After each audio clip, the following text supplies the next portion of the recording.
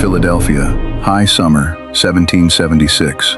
The windows are shut against the flies, the air is thick and still, and the only sound is the scratch of a single quill dragging across paper. One by one, 56 men step to that table and sign their names.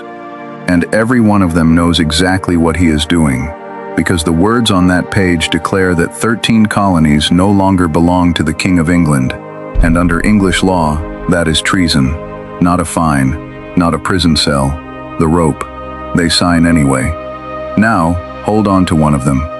The very last man on this list, the name we are going to end on, was about to be handed a choice so cruel that historians still repeat it in a kind of hush. The British would capture his 2 sons, and they would make him an offer. Take back your signature, renounce what you signed, and your boys will be spared. One word from him, and his own children live. What he chose is number 1 on this list. But his choice only makes sense once you've met the other 9. So remember him. We are coming back to him. Because here is what almost nobody stops to think about. Those 56 men had last names, ordinary last names, names that did not vanish into a history book. They ran down 2.5 centuries, through children and grandchildren, and landed, some of them, in the phone book of the town you live in right now. So here is the question this video answers, and it is strangely, personally yours. Of the surnames that fought for 1776, that signed, that bled, that lost everything, for a country that did not yet exist, is one of them yours? We are counting down 10. The men who carried them, the almost unbelievable price they paid, and at the end, exactly how you can check, tonight, for free, whether your own family name belongs on this list. Let's find out if you're one of them. And one thing before we begin, this takes 5 seconds, and it matters. If the idea that your own last name might be hiding a story like these 10 is what pulled you in, subscribe. Digging up the surnames history tried to bury, the ones that turn out to be yours, is the whole reason this channel exists. There's a new one every week. All right, now we begin. Before we get to the names, you have to understand what these men actually risked, because it reframes everything.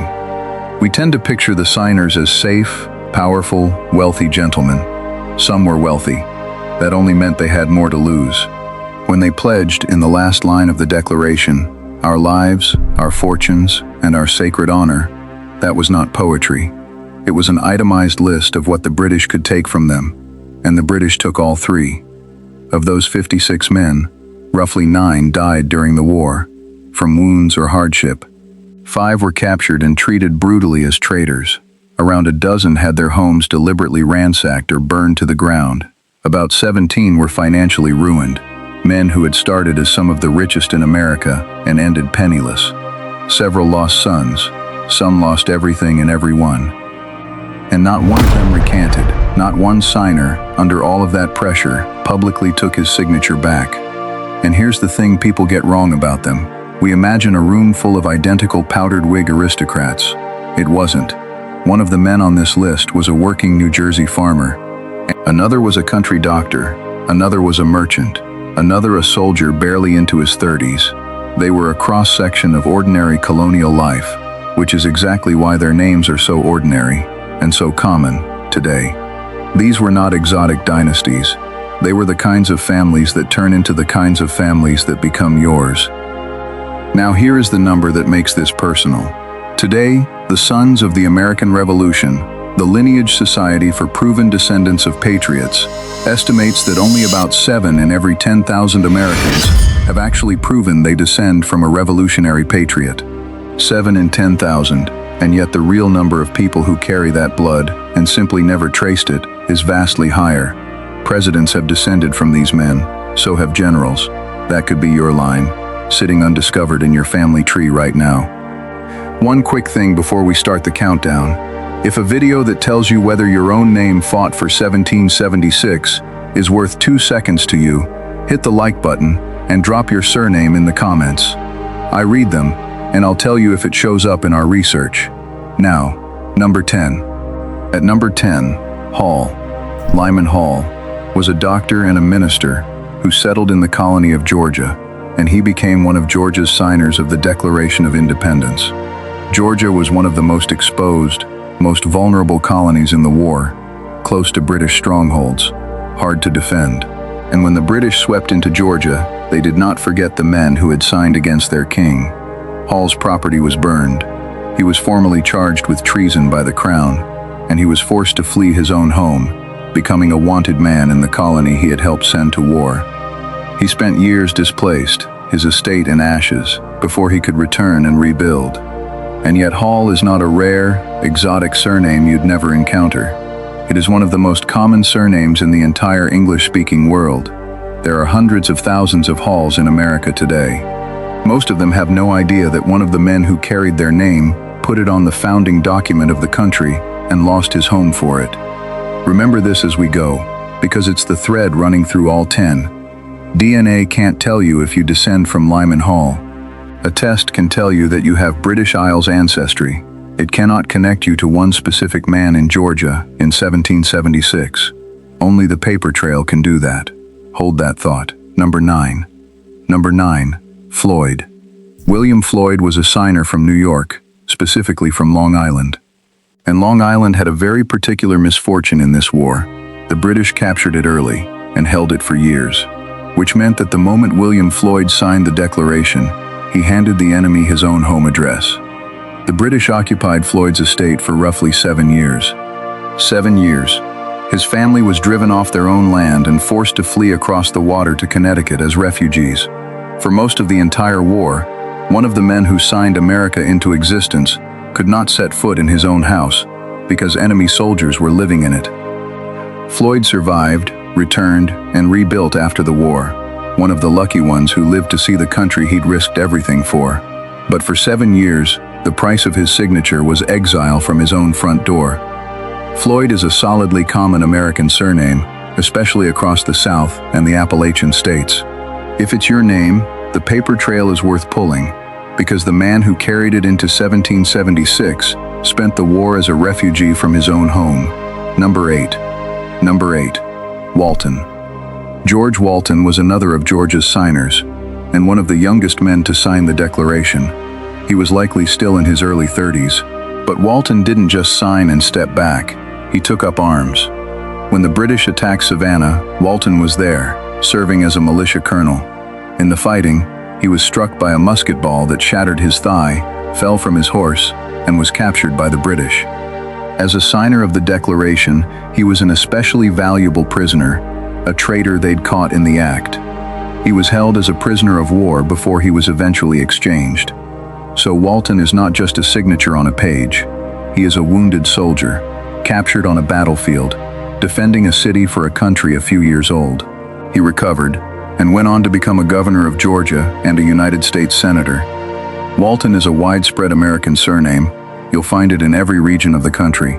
Most people named Walton have never heard the story of the young man who was shot off his horse at Savannah with his name. Number 7, and this one comes with a famous descendant. Quick pause, because we're about to shift from the signers to the soldiers. And this is where your own family gets more likely to appear, not less. Only 56 men signed the Declaration, but hundreds of thousands of ordinary men actually fought the revolution.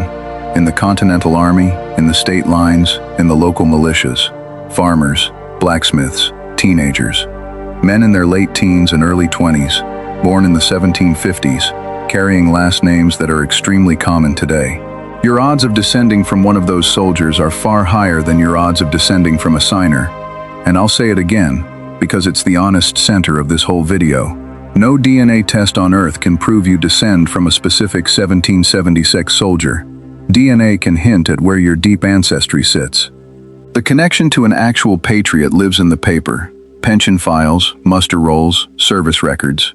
We'll get to exactly how you pull them. And if you've made it this far with me, take 1 second and subscribe, because buried names exactly like these are what we uncover here every single week. If your surname has shown up so far, comment it now. Number 7. Number 7. Barney. This one is less common, but I'm including it because of where the bloodline ended up. John Barney served as a private in the Massachusetts militia during the Revolution. An ordinary foot soldier, one of the thousands of anonymous men who actually did the fighting. No signature, no fame, just a musket and a militia muster roll.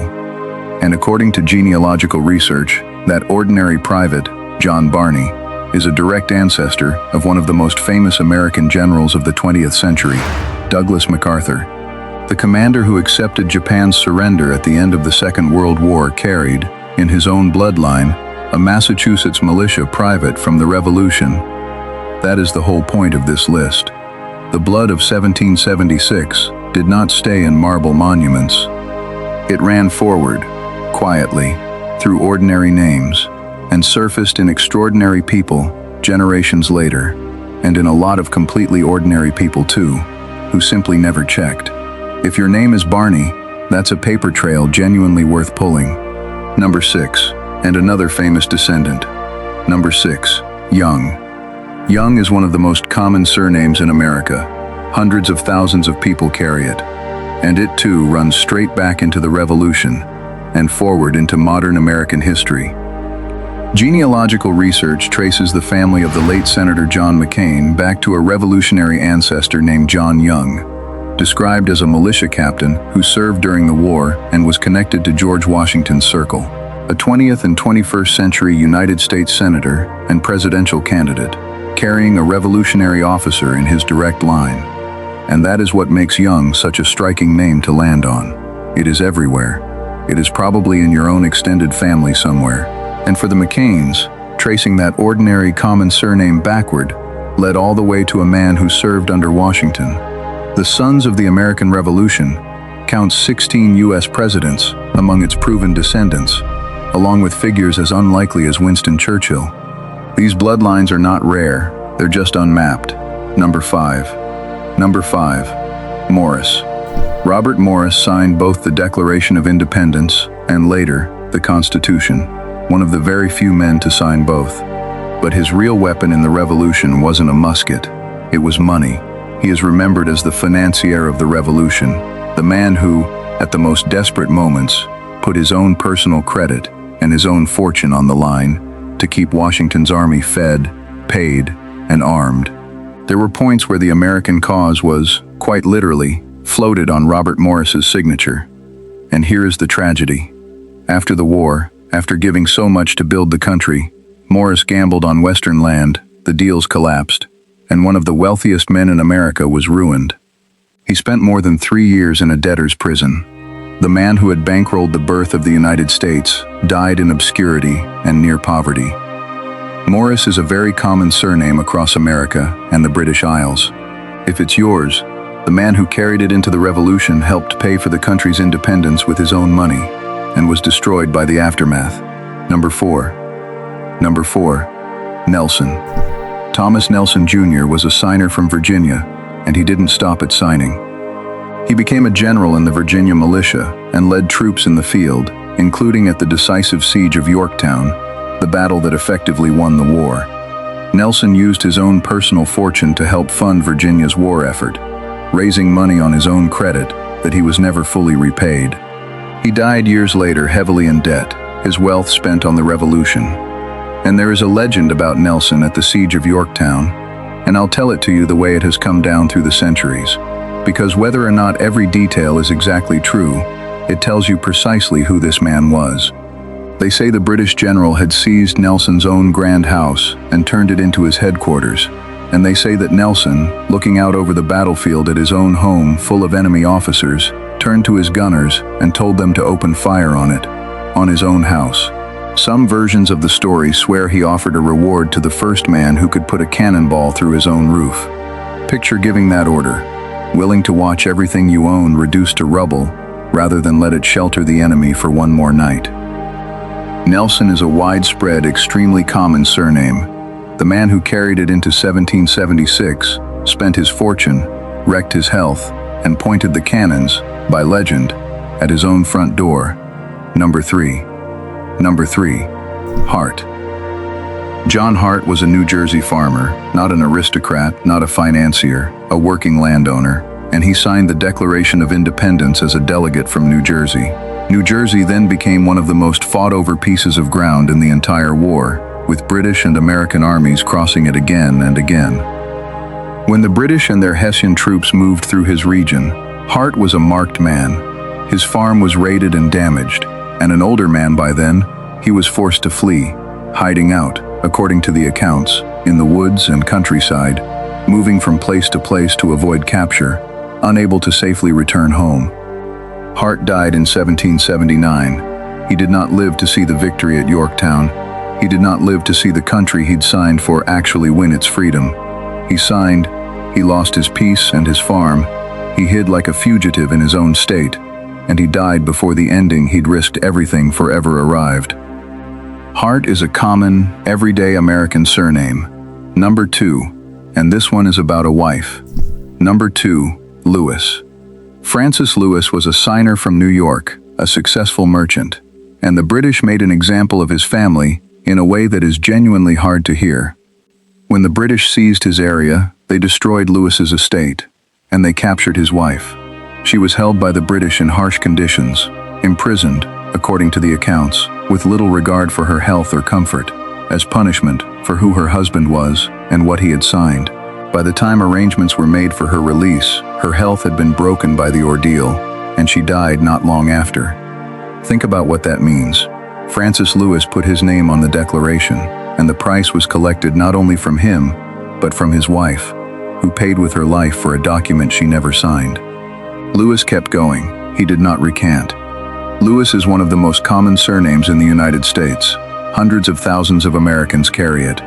Most have never heard the name Francis Lewis, or the story of the wife who died for his signature. Number 1, Clark. And here is the choice I promised you at the very beginning. Abraham Clark was a New Jersey signer, and the war came for him in the cruelest way it possibly could, through his own children. 2 of Abraham Clark's sons served in the Continental Army, and both were captured by the British.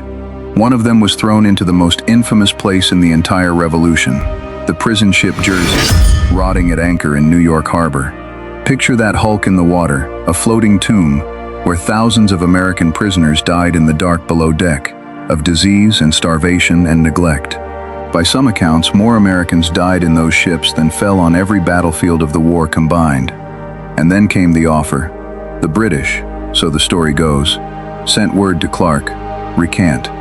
Take your name back off the declaration, and we will ease your son's suffering. A father, told that his own signature was slowly killing his children, and that a single word could stop it. He said no. He would not take back his name, not even for his own boys. And the accounts that come down to us say he bore it in near silence, and kept serving, rather than trade the revolution for his son's relief. Imagine carrying that. Clark is one of the most common surnames in the entire United States. If it is your name, the man who carried it to number 1 on this list would not recant to save his own children. Sit with that for a second. Now, the honest part, the part most channels skip, and the part that actually matters. Sharing a surname with one of these men is not proof that you descend from him. Surnames are common. 2 families named Hall, or Young, or Clark can have no relation to each other at all. A last name is a thread, a reason to start pulling, not a verdict. Anyone who tells you your surname alone proves a Patriot ancestor is selling you something. And I'll say it one final time, clearly, a DNA test cannot confirm this either. DNA can tell you your ancestry is broadly British, or German, or Scots-Irish. It cannot reach back and connect you to one specific soldier at Yorktown. The proof of a revolutionary ancestor does not live in your blood. It lives in the paper. So here is exactly how to actually check, for free, starting tonight. Start with the Daughters of the American Revolution, the DAR. Their genealogical research system is a free, searchable database of proven Patriot ancestors and their descendants, built from over a century of accepted lineage applications. Search your surname there first. Then the Sons of the American Revolution, the SAR, which keeps its own Patriot records. Then FamilySearch, which is completely free and has an entire guide called Finding Your Revolutionary War Ancestor, pointing you to muster rolls and service records. And finally, the National Archives, which holds the Revolutionary War pension files, the single richest source, because to get a pension, An old soldier often had to describe his own service in his own words.